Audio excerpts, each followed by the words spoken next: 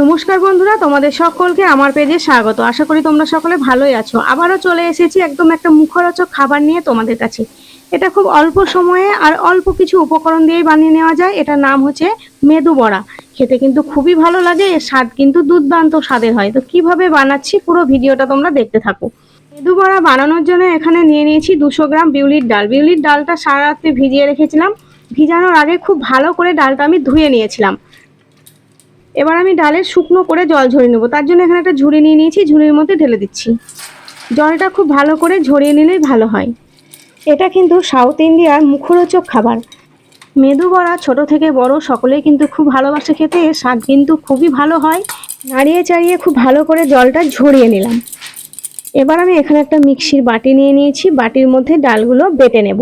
এখানে ডালের পরিমাণটা একটু বেশি আছে, মিক্সির বাটিটা যেহেতু ছোট তাই আমি এটা দুবারে বেটে নেব। তো প্রথমে আমি একটু ডাল মিক্সির বাটির মধ্যে নিচ্ছি। ঝরঝরে ডাল মিক্সির বাটিতে যদি বাটতে অসুবিধা হয় তাহলে অল্প একটু জল দেওয়া যেতে পারে। এবার আমি এর মধ্যে দিয়ে দেব একটু আদা আর 4টে মতো কাঁচা লঙ্কা, আর দিয়ে দেব কারি পাতা। এই আদা, কাঁচা লঙ্কা আর কারি পাতাতে মেদু বড়ার স্বাদ কিন্তু অসাধারণ হয়। এবার আমি এটা মিহি পেস্ট করে নেব। এটা কিন্তু খুব ভালো করে মিহি করে বেটে নিতে হবে। বারবার মিক্সির বাটি খুলে আমি কিন্তু চামচ দিয়ে নেড়ে নেড়ে খুব ভালো করে মিহি পেস্ট করে নিয়েছি।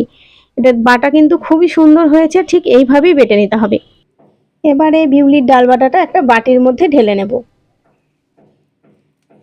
এটা যেহেতু খুব চ্যাটচ্যাটে হয়, আর তার জন্য আমি বাটার জন্য যেহেতু এখানে একটু জল ব্যবহার করেছি, তাই এখানে একটু চালের গুঁড়ো দিলাম। চালের গুঁড়ো দিলে জলটাও টেনে নেয় আর মৃদু বড়ার ওপর থেকে বেশ খাস্তা হয়। আর দিয়ে দেব 1 চামচ মতো গোটা জিরে, আর অল্প একটু হিং দেবো, 1/2 চামচ মতো। আর দিয়ে দেবো গোলমরিচের গুঁড়ো। এখানে আমি ছোট চামচের 1 চামচ মতো গোলমরিচের গুঁড়ো নিয়ে নিয়েছি। আর দিয়ে দেবো স্বাদ মতো লবণ।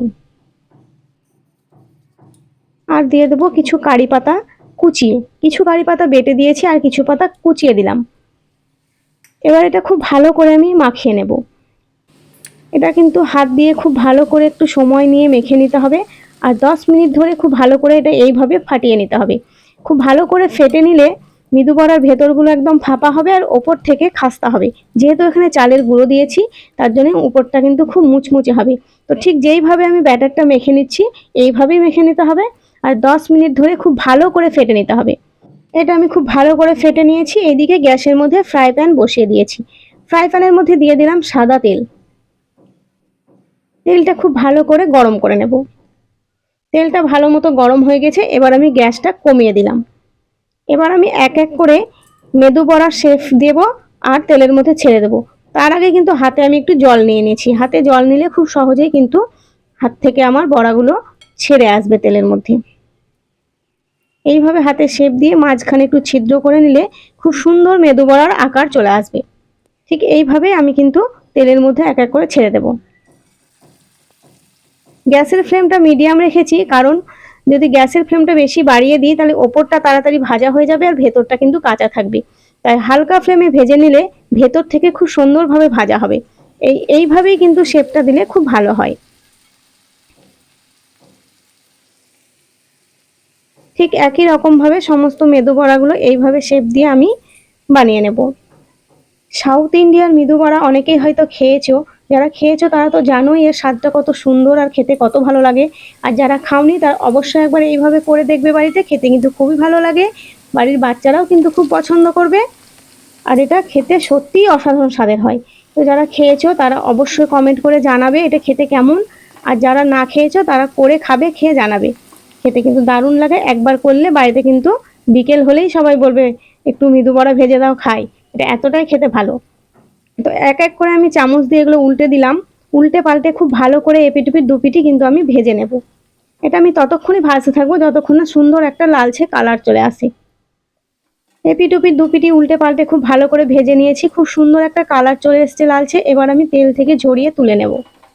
আর আমার ভিডিও তোমাদের ভালো লাগলে অবশ্যই তোমরা কিন্তু আমাকে কমেন্ট করবে, কারণ তোমাদের একটা কমেন্ট আমাকে আরও উৎসাহিত করবে আরও নিত্য নতুন ভিডিও বানানোর জন্য। তেল থেকে ঝরিয়ে ঝরিয়ে মেদু বড়াগুলো আমি তুলে নিলাম। আবারও আমি বাকি ব্যাটারটা ঠিক এইভাবেই ভেজে নেব। হাতের মধ্যে এইভাবে ছিদ্র করে মাঝখানে শেপ দিয়ে নেব আর তেলের মধ্যে দিয়ে দেব। একদম একই রকমভাবে আবারও আমি বাকি ব্যাটারটা ভেজে নিচ্ছি।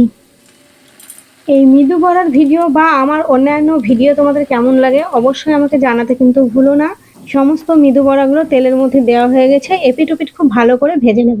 এপিট ওপিট খুব ভালো করে ভেজে নেওয়া হয়ে গেছে, আবারও আমি তেল থেকে ঝরিয়ে ঝরিয়ে তুলে নেব। এই মৃদু বড়া ভাজা আমার কমপ্লিট হয়ে গেছে। এটা কিন্তু টমেটো চাটনি দিয়ে দারুণ লাগে খেতে, আবার এর সাথে কিন্তু টক দই দিয়েও এটা খাওয়া যায়। টক দই দিয়েও কিন্তু খুব ভালো লাগে। মৃদু বড়া তৈরির পদ্ধতি যদি তোমাদের ভালো লেগে থাকে তাহলে ভিডিওটিতে অবশ্যই একটি লাইক করবে, আর চ্যানেলটি যদি সাবস্ক্রাইব করা না থাকে তাহলে চ্যানেলটিকে অবশ্যই সাবস্ক্রাইব করে পাশে থাকা বেল আইকনটি ক্লিক করে অল করে দেবে, যাতে আমার ভিডিও নোটিফিকেশন সবার আগে তোমাদের কাছে পৌঁছে যায়।